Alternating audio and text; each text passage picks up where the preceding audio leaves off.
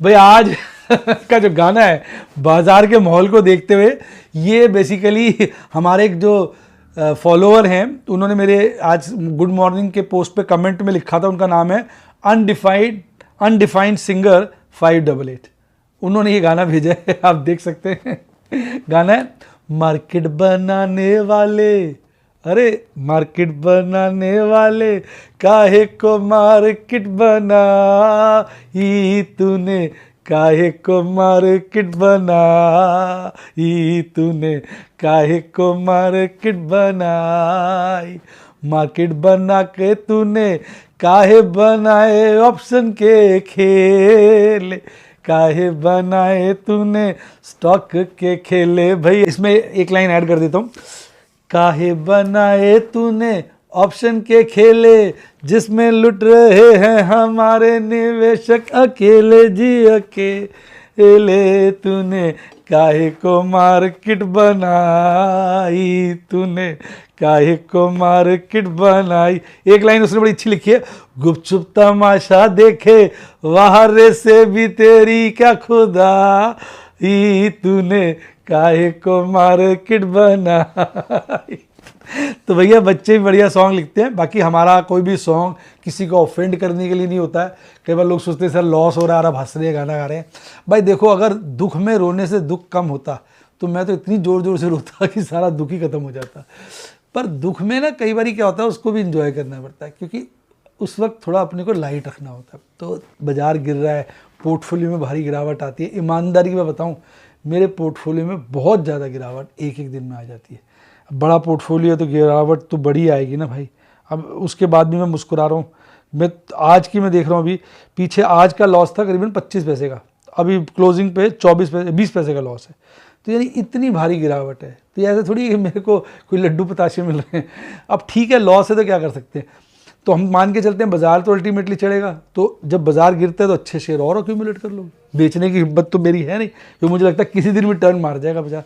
लग रहा है काफ़ी गिरना चाहिए, और इसलिए अपना धीरे धीरे MKJ क्रीपिंग स्ट्रैटेजी लगा रहे हैं। पर चढ़ने को तो कभी भी एकदम भागेगा तो फिर हाथ नहीं आएगा। 5-6 दिन में इतना भाग जाएगा, हमें लगेगा सब कुछ निकल गया हाथ से।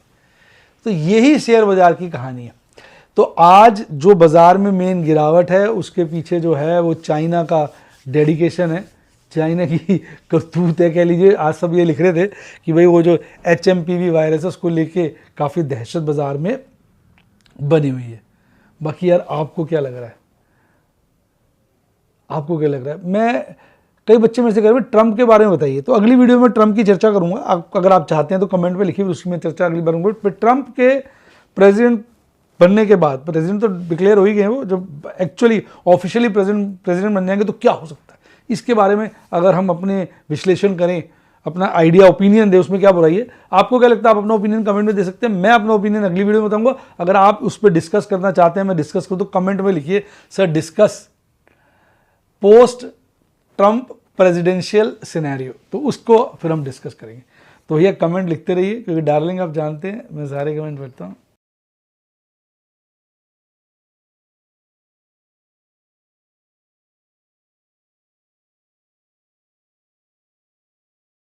शेयर बाजार में एश्योर्ड या गारंटीड प्रॉफिट की उम्मीद नहीं रखनी चाहिए, या कभी भी किसी भी वक्त कोई भी अनएक्सपेक्टेड इवेंट की वजह से बहुत बड़ा घाटा हो सकता है, जिसके चलते आदमी की सारी पूंजी तबाह हो सकती है और वो फेल भी हो सकता है। शेयर बाजार बहुत ही खतरनाक जगह है। यहाँ एक भूल ही फाइनेंशियल तबाही के लिए काफी है।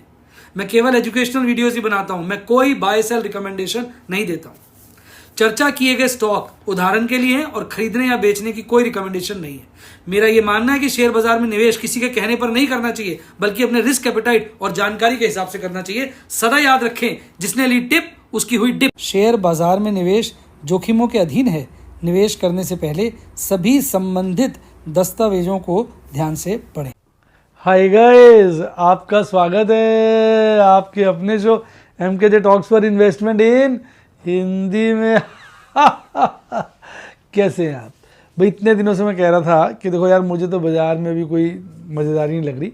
आज भी बाज़ार में भारी गिरावट आई। हालांकि नया कारण आ गया, HMPV। माना जा रहा है चाइना में एक नया वायरस फिर छूट गया है।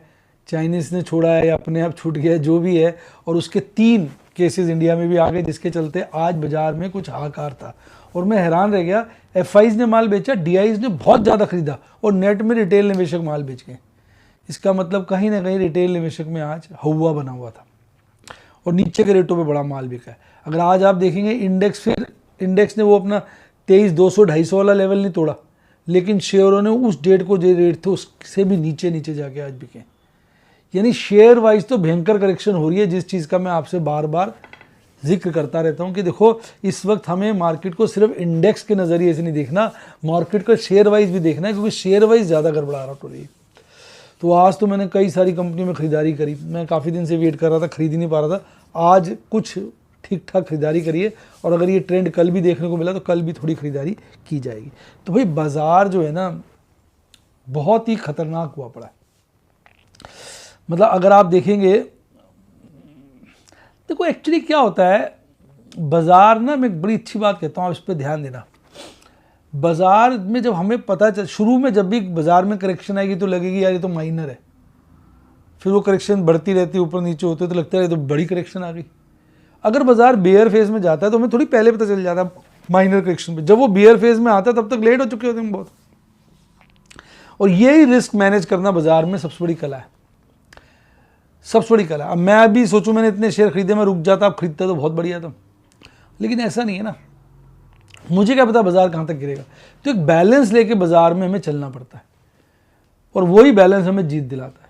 ये जो मौका है ना, ये शेयर वाइज कॉन्सेंट्रेट करने का, ऐसा मेरा ओपिनियन है। मैं डिस्क्लेमर दे दूं, मैं गलत भी हो सकता हूं, पर मुझे लगता है इस वक्त अगर शेयर वाइज अच्छी खरीदारी की जाए तो जब बाज़ार वापस अल्टीमेटली तो रिकवर करेगा ही, तब हमें बहुत ज़्यादा अप्रिसिएशन मिल सकता है, ऐसा मेरा मानना है।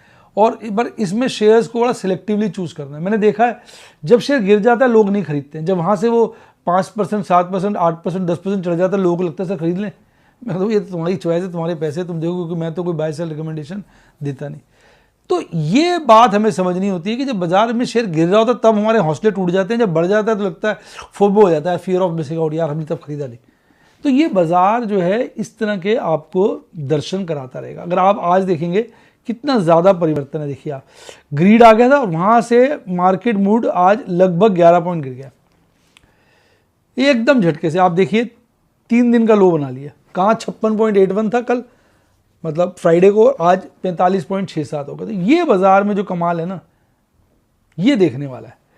अब आज अच्छी बात यह है कि यूएस डॉलर इंडेक्स थोड़ा घटा है, तो हल्का सा छोटा इसमें पॉजिटिव टिकी बना देते हैं, बड़े दिनों बाद है हल्का सा।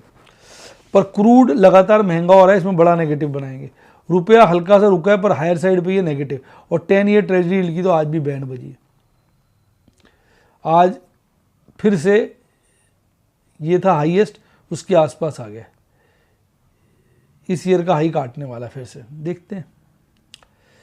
तो इंटरनेशनल फैक्टर कोई भी कंड्यूसिव नहीं है, सभी नेगेटिव है। देखो मैं ये बात आपसे कह रहा था, आज आप देखो 2575 करोड़ की एफआईज ने बिकवाली करी, और उसकी अगेंस्ट अगर डीआईज देखेंगे तो 5750 की खरीदारी कर गए, करोड़ में है फिगर्स। नेट खरीदारी आई 3174 की, और बाजार अच्छा खासा गिरा है। तो यानी गिरते बाजार में आज एचएनआई और रिटेल इन्वेस्टर ने माल काटा है, और नेट में डीआईज ने खरीदा है। एफआईज ने हल्के फुल्के स्टॉक फ्यूचर ही बेचे, और इंडेक्स फ्यूचर तो प्लस कर लिए, कुल मिला के 450 करोड़ के आसपास की, थोड़ी कम नेट बिकवाली करिए। पर उसके अगेंस्ट अगर एफआईज की, डीआईज की आप कैश सेगमेंट की खरीदारी देखेंगे वो भी बहुत ज़्यादा है, 1250 करोड़ ज़्यादा है उससे। तो कहीं ना कहीं आज पैनिक था रिटेल निवेशकों में एचएनआई पे, क्योंकि इंस्टीट्यूशनल तो नेट बाइंग ही आई है ना, अब लोएस्ट पीसीआर है। तो भैया अपने तो गेम सेफ खेला, आज 11 कंपनियों में आराम आराम से खरीदारी करी।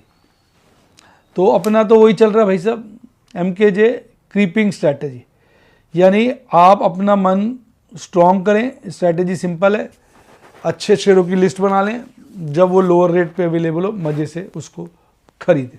मेरी ये सिंपल स्ट्रैटेजी है जिसको मैं फॉलो कर रहा हूं।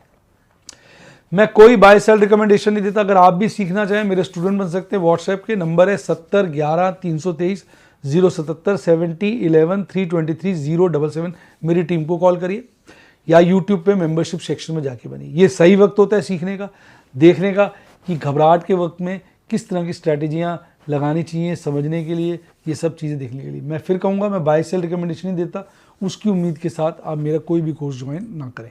आपको सीखना है, समझना है। हाँ, आप ट्रेड कर सकते हैं अपने रिस्क एपेटाइट के हिसाब से, अपने फाइनेंशियल एडवाइज़र की एडवाइस से, या अपने फंड्स कैश मैनेजमेंट के हिसाब से। मैं तो यही सब सिखाता हूँ कि कैसे कैश मैनेज करता हूँ मैं, कैसे शांति से बुरे वक्त में टिका रहता हूँ। मैं तब तक टिका रहूँगा, आप देखेंगे जब सब लोग भी हिम्मत हार जाएंगे तब भी मैं टिका हूँगा, क्योंकि यही स्टॉक मार्केट में होता है कि बुरे वक्त में लोग घबरा जाते हैं, अच्छे वक्त में बेच नहीं पाते, बुरे वक्त में खरीद नहीं पाते। तो ये सारी कहानी। हाँ, अगर आपने डीमैट अकाउंट नहीं खोला तो लिंक डिस्क्रिप्शन बॉक्स में उससे खुलवाइए, और टेलीग्राम चैनल ज्वाइन नहीं किया तो